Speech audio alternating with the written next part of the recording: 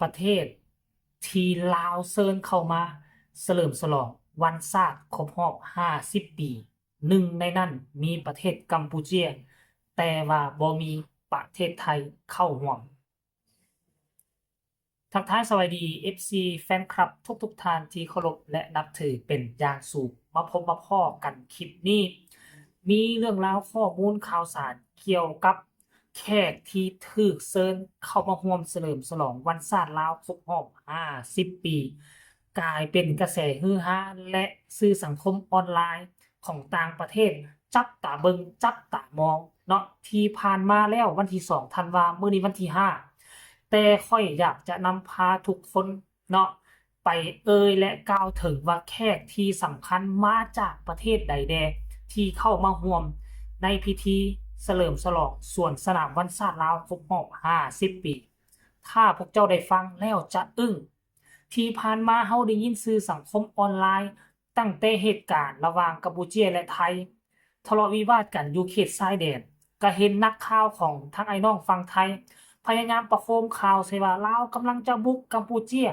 ลาวเตรียมกองกำลังเข้าไปประชิดชายแดนต่างๆนานามีคลิปทั้งช่อง YouTube กระทึกคึกโครมมันเหมือนกับว่าลาวเฮากำลังเข้าข้างไทยแล้วจะไปบุกโจมตีกัมพูเชียแต่มื้อนี้มันมีข้อมูลข่าวสารเชิงลึกระหว่างความสัมพันธ์ลาวและก็กัมพูเชียว่ามันเป็นคือข่าวทั้งพี่น้องฝั่งไทยออกข่าวหรือบ่คลิปนี้มีคำตอบในวันที่2ธันวานี่นะท่านผู้ชมที่ผ่านมานี่ลาวเฮาได้จัดเฉลิมฉลองวันชาติครบรอบ50ปีเป็นปีที่ยิ่งใหญ่ที่สุดตั้งแต่ก่อตั้งประเทศลาวมาแล้วก็ได้เชิญประเทศที่เป็นเพื่อนมิตรกันแท้ๆเป็นเพื่อนแบบว่าถ้าเกิดสงครามประเทศเรานี่ต้องเข้ามาช่วยเหลือเรา100%บ่ต้องเว้าอะไร80-90คือ100%เขาต้องมาช่วยเหลือเฮาและเฮาก็100%ต้องได้ไปช่วยเหลือเขาเช่นกันถ้าหากว่าประเทศเขาถูกโจมตีแบบรุนแรงจนว่าทหารบ้านเขาป้องกันบ่อยู่เฮาต้องไปช่วยเหลือเขาแน่นอน100%แล้วจะมีประเทศใดแดเนาะจะมีประเทศใดแดที่สำคัญกับประเทศลาวจนเฮ็ดให้ประเทศลาวเชิญเขามานั่งชมเฉลิมฉลองการสวนสนามวันชาติครบรอบ50ปีมีประเทศดังลุ่มนี้ท่านผู้ชมรายละเอียดให้ทุกคนไปชมภาพบรรยากาศอยู่ภาคสนามตอนกำลังเริ่มพิธีสวนสนามก่อนที่จะเริ่มพิธีทั้งพิธีกรทั้งคณะผู้แทนก็ได้ประกาศเชิญขอแสดงความต้อนรับประเทศนั้นประเทศนี้มีทั้งหมดคือ5ประเทศหนึ่งในนั้นก็มีประเทศกัมพูเชียเนาะอยากให้ทุกคนไปชมคลิปนี้แล้วจึงมาพ้อกันในช่วงต่อไปไปชมพร้อมๆกันเลยบริหารงานศูนย์กลางภาคประชาชนปฏิวัติลาวประธานประเทศแห่งสาธารณรัฐประชาธิปไตยประชาชนลาวที่ให้เกียรติเข้าร่วมในพิธีมื้อนี้ขอคำนับสมเสยอย่างสุดอกสุดใจ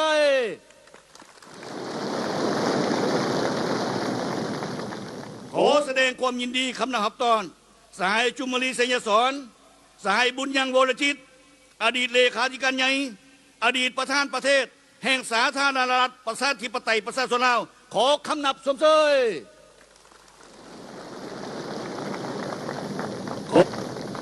พิธีโฮมสมุนใหญ่ขอแสดงความคำนับหับต้อนอย่างอบอุ่นมายังคณะผู้แทนขั้นสูงของสาธารณรัฐสังคมนิยมเวียดนามนำโดยสายโตลม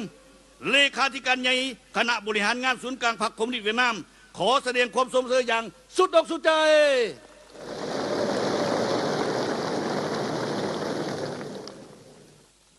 คณะผู้แทนขั้นสูงของสาธารณรัฐประชาชนจีนนำโดยสหายหวังหูหมิง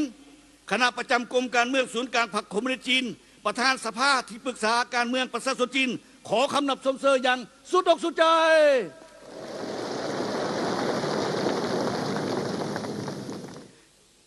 คณะผู้แทนขั้นสูงของราชอาณาจักรกัมพูชีนำโดยสมเด็จปีใจเตเสนาเทียบันที่ปรึกษาขั้นสูงของเจ้าสวิตห้องประธานคณะพรรคประชาชนกัมพูชีขอคำนับสมเสยอย่างสุดใจคณะผู้แทนขั้นสูงของสหพันธ์รัสเซียนำโดยท่านนิโคลายซูราโลฟห้องประธานสภาแห่ง สูงแห่งสหพันธ์รัสเซียขอคำนับสมเสยคณะผู้แทนขั้นสูงของสาธารณรัฐกูบานำโดยสหายนางมาตายามาลาอาวิลากรรมการกรมการเมืองศูนย์กลางพรรคคอมมิวนิสต์กูบาผู้อำนวยการใหญ่ศูนย์พันธุกรรมและเทคโนโลยีชีวภาพขอคำนับสมเสยพิธีโฮมสมนุมใหญ่ขอแสดงความยินดีต้อนรับบรรดาทานเอกอัครทูตตานุทูตผู้ตั้งหน้าองค์การจัดตั้งสากลประจำสาธารณรัฐประชาธิปไตยประชาชนลาวที่เข้าร่วมพิธีโฮมสมนุมใหญ่และขอแสดงความสมเสยต้อนรับชาวนครหลวงเวียงจันทร์และพี่น้องโฮมซาที่เข้าร่วมและติดตามการชมถ่ายทอดสดพิธีโฮมสมนุมใหญ่ในขณะนี้ขอสมเสย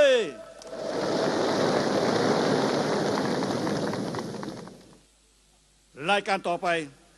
คณะให้พิชอบพิธีขอถือเป็นเกียรติอย่างสูงเฮียนเซินสหายทองลุนศรีสุริตเลขาธิการใหญ่คณะบริหารงานศูนย์กลางพรรคประชาชนปฏิวัติลาวประธานประเทศแห่งสาธารณรัฐประชาธิปไตยประชาชนลาวเห็นบ่ทุก